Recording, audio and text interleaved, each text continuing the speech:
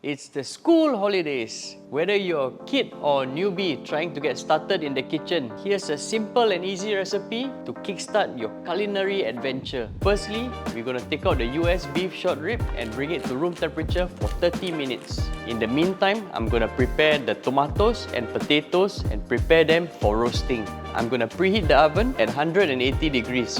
Ding ding ding ding. Let me show you how to properly wash and prepare the potatoes for roasting. I shall invite a little assistant to come and help me. Candice, come and help me.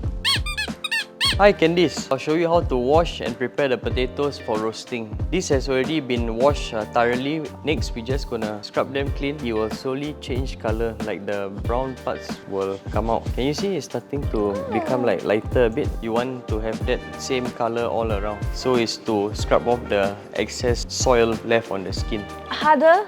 Yes. Harder. No, don't splash the water, it's going everywhere. Stop.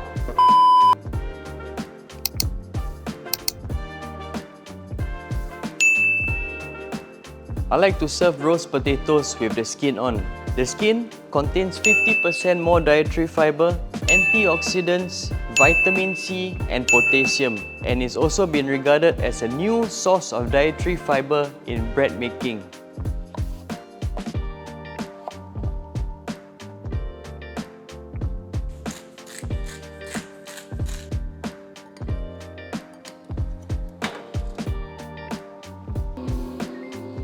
Candice, you can just help me to cut these cherry tomatoes in half.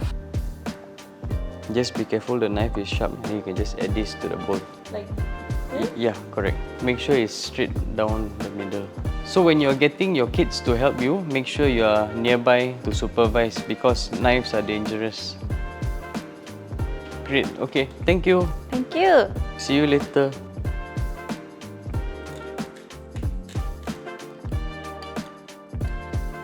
Today, I'm using prime boneless short rib from the US. It has a good fat content that adds to a more juicy and flavorful steak. When cooked correctly, it's hard to overcook this cut of beef. By using secondary cuts of beef, you can have steak more often instead of only special occasion. This is the rendered fat from the beef. I will reserve it and I will use it to toss the roast potatoes later on to give an extra beefy flavor. After searing the steak, we have to let it rest. I'm using a probe thermometer and I remove it from the pan when it's about 46 to 48 degrees. Take note, the steak will increase 5 to 8 degrees when it's resting. To get an ideal medium doneness, it should be about 54 degrees Celsius. While searing, I flip the steak every 1 minute or so to ensure consistent cooking. After 15 minutes, I'll remove the potatoes and we will add on the tomatoes that we have marinated earlier for another 5 to 8 minutes. Candice, I'm going to show you how to prepare the perfect sunny side up. First of all, you need to use a fresh egg. Secondly, you need to heat up your pan to medium-high heat, a little bit of olive oil, and then you have to crack your egg slowly close to the pan. You have to wait till the egg white fully set before you scoop it up and transfer to the plate. And then you will have the perfect sunny side up egg. Now you can try to make the perfect sunny side up. It's all yours now. Okay, you can do it. I shall observe. Oil first? Oil first? Fire first? Fire first. I don't know. Haven't you been paying attention in class? I'm gonna just on the fire. How to on the fire? Oh my goodness. I can't even turn on the fire. This is what happens when you don't listen in class. Oh my gosh. Okay, I got the fire. I got the fire. Do you see that? I got the fire. Oil, right? How much oil? I shall move away now. And then you took a tissue. Very good. I'm so smart at this. Is the egg cracked? The egg is cracked. Ah! Ah! I'm the best chef in the world! And then I just pour it. Close. Slowly. Oh no! It burst. Come and see. Look what you have done.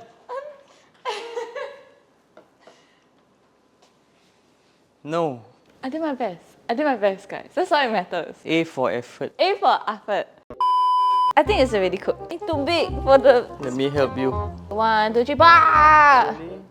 So this is what Candice has done. For someone who doesn't cook, I would say it's a good effort. Do I get a A for cooking.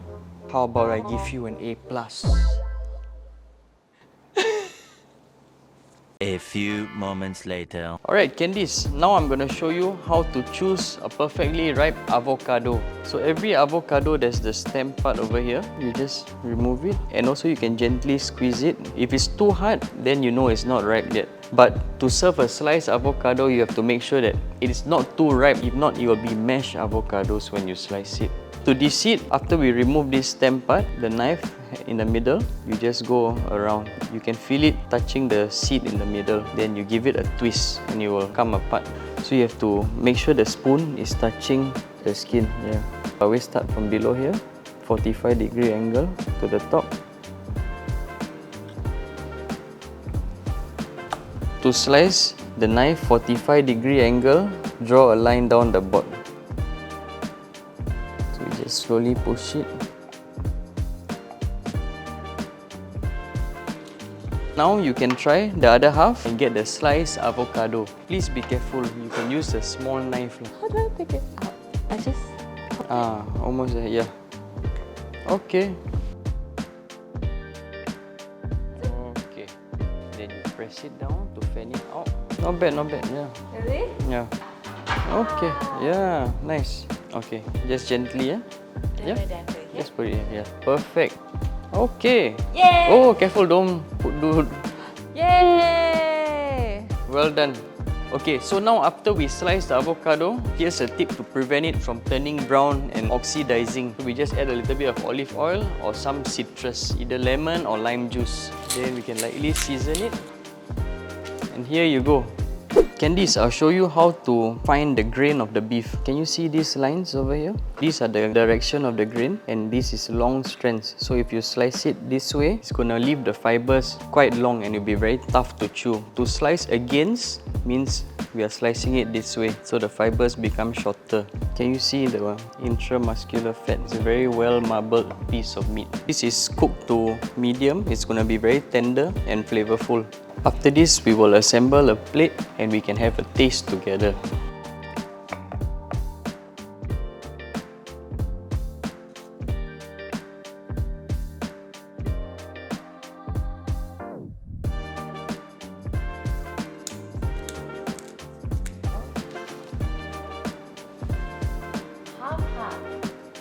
Can.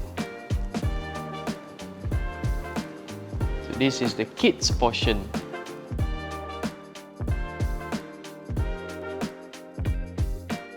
I tried meat.